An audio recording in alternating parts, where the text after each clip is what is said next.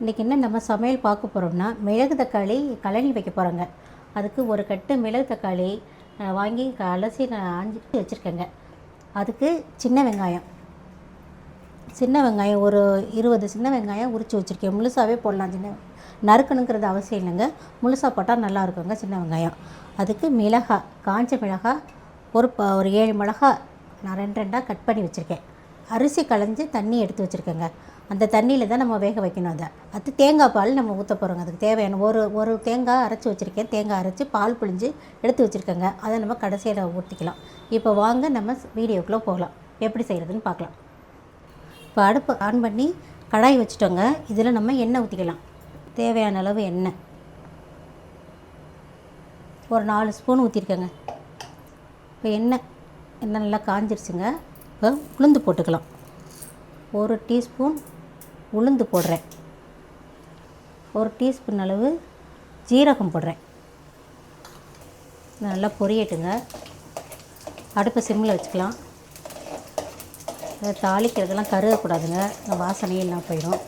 இப்போ நம்ம வெங்காயத்தை போட்டுக்கலாம்.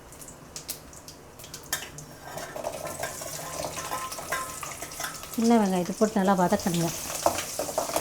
வெங்காயம் கொஞ்சம் வதங்கிக்கிட்டு இருக்கலையே நம்ம மிளகாயை போட்டுக்கலாம். ஆரம்பத்தில் மிளகாய் போட்டோம்னா கருகிருங்க. அதனால வெங்காயம் வதங்கிக்கிட்டு இருக்கையில் மிளகாயை போட்டுக்கலாம்.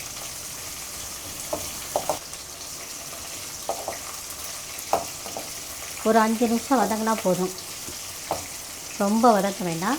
ஒரு 5 நிமிஷம். சின்ன வெங்காயம் தாங்க இதுக்கு டேஸ்ட்டு. பெரிய வெங்காயம்லாம் போட்டிங்கன்னா நல்லா இருக்காது. சின்ன வெங்காயம் தான் நல்லாயிருக்கும், டேஸ்ட்டாக இருக்கும். பாருங்கள், இப்போ வதங்கிடுச்சு. இந்த நேரத்தில் நம்ம கீரையை போட்டுக்கலாங்க.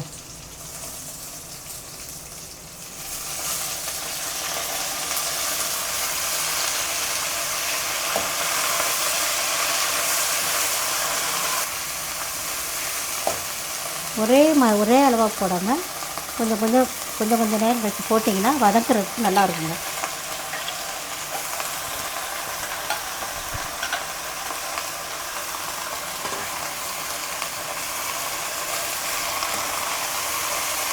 கீரை கொஞ்சம் நல்லா வதங்கட்டும். மிளகு தக்காளி கீரை உடம்புக்கு நல்லதுங்க. உடலுக்கு வயிற்று புண்ணு ஆற்றும், குளிர்ச்சியாக இருக்கும். வாய்ப்புண்ணு, வயிறு புண்ணு எல்லாத்துக்குமே நல்லதுங்க மிளகு தக்காளி கீரை. வாரத்துக்கு ஒரு 2 தடவை 3 தடவை சாப்பிட்டிங்கன்னா நல்லதுங்க. தேங்காய் பால் இதில் ஊற்றுறோம், அதனால் அதுவும் நல்லது. வாரத்துக்கு ஒரு 2 தடவை இதை செஞ்சு சாப்பிடுங்க, நல்லது உடம்புக்கு. கீரைன்னு அலட்சியமாக நினைக்காதீங்க, கீரையில் தாங்க எல்லா சத்துமே இருக்குது.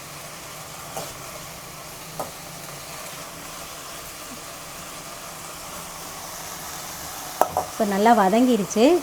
இந்த நேரத்தில் நம்ம அரிசி கழுவின தண்ணியை இது ஊற்றிக்கலாங்க. அரிசி கழுவின தண்ணிங்க ஒரு 4 டம்ளர் தண்ணி ஊற்றிருக்கேங்க.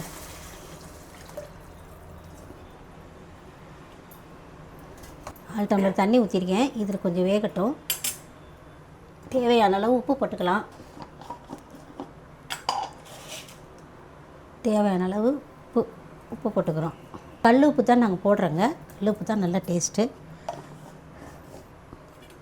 இது நல்லா வேகட்டுங்க, கொதித்து நல்லா வேகட்டும். ஒரு 1/4 மணி நேரம் வேகட்டுங்க. நல்லா வெந்ததுக்கப்புறம் நம்ம தேங்காய் பால் ஊற்றி இறக்கிடலாங்க. சுவையான மிளகு தக்காளி கழனி ரெடி ஆயிரும். நல்லதுங்க, உடம்புக்கு நல்லதுங்க.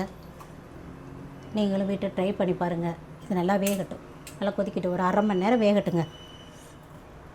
கீரை நல்லா வெந்துருச்சு பாருங்கள். இந்தளவு வெந்துருச்சு. இந்த நேரத்தில் நம்ம தேங்காய் பாலை ஊற்றிக்கலாங்க. தேங்காய் பாலை நம்ம ஊற்றிக்கலாம்.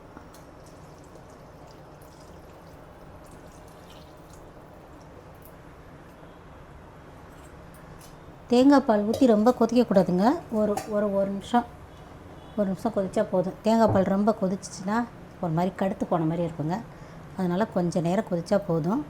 வாங்க, அருமையான மிளகு தக்காளி கழனி ரெடி ஆயிடுச்சுங்க. நீங்களும் வீட்டில் ட்ரை பண்ணி பாருங்கள்.